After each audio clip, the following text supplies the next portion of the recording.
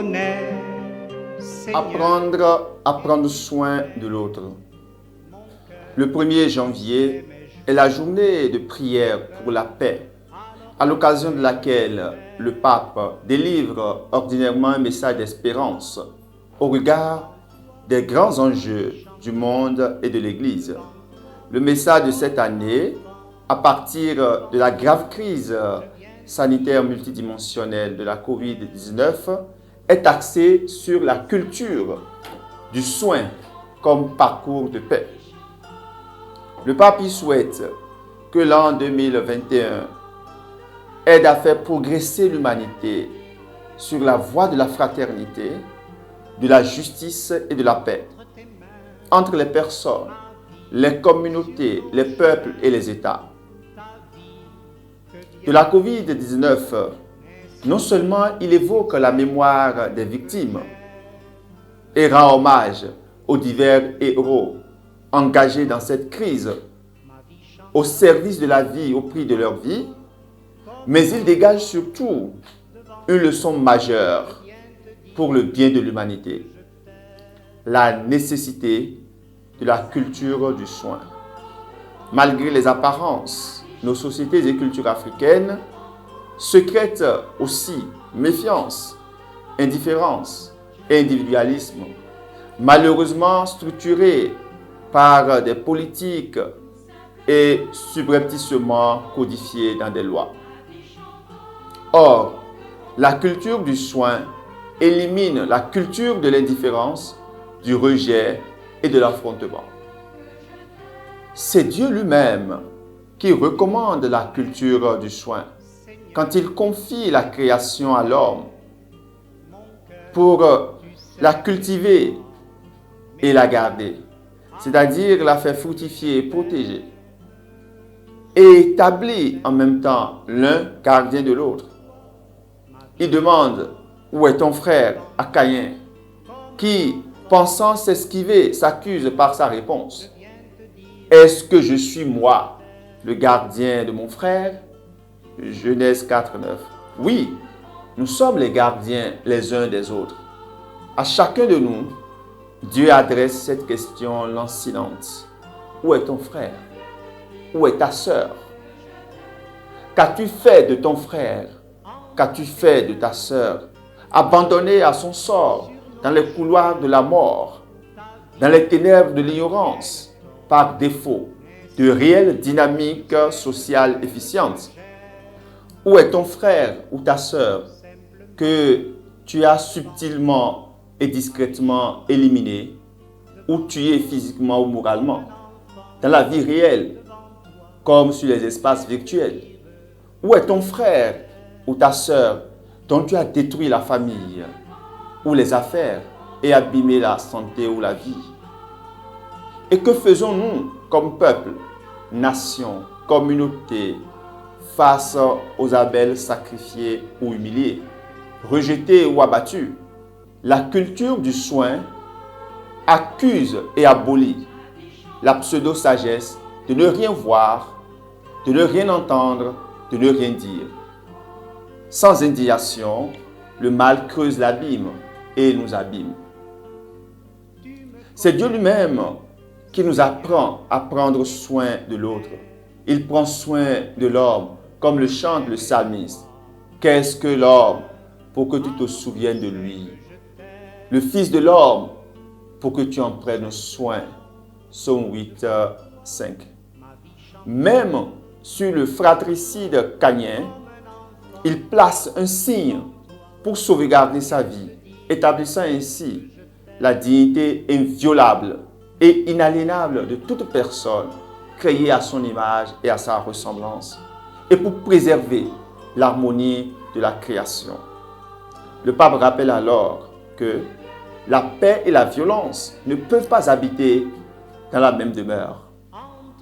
En instituant le sabbat et le jubilé, Dieu nous appelle à apprendre à prendre soin de la création et des plus fragiles.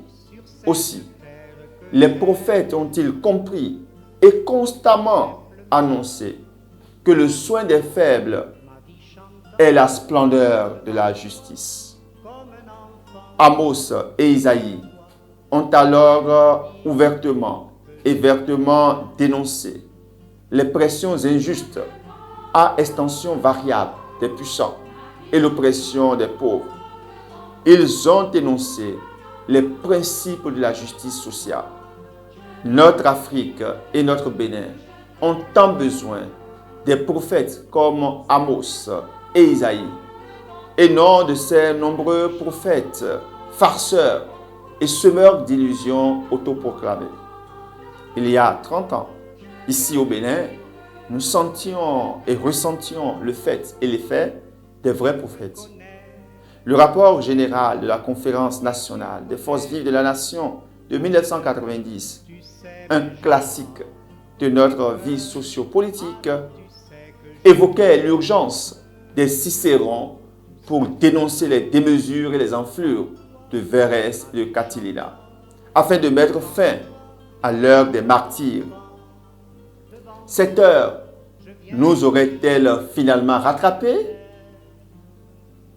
Dans tous les cas, chaque temps doit susciter en son sein ces Amos, ces Isaïe, ces Osée, qui nous appellent à oser le bien et à oser pour le bien.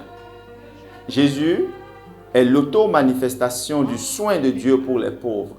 Il annonce la délivrance des captifs à travers ses actions messianiques et la compassion aux malades et aux pécheurs.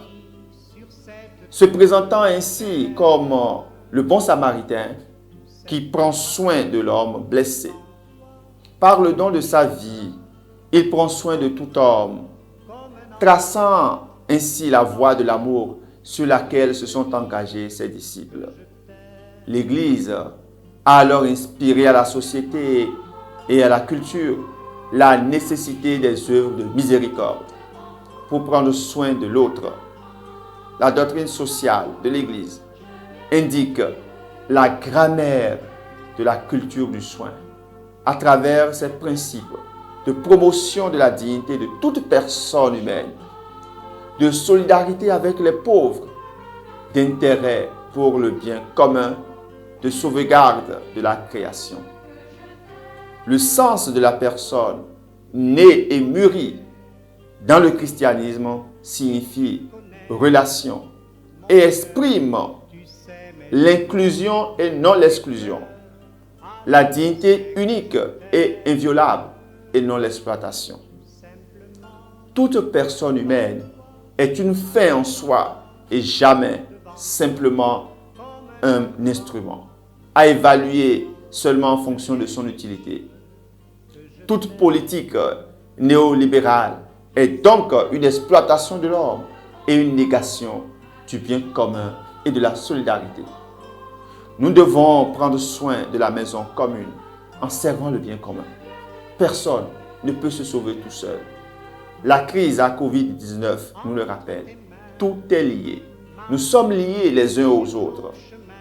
Le pape souligne qu'aucun État national isolé ne peut assurer le bien commun de sa propre population.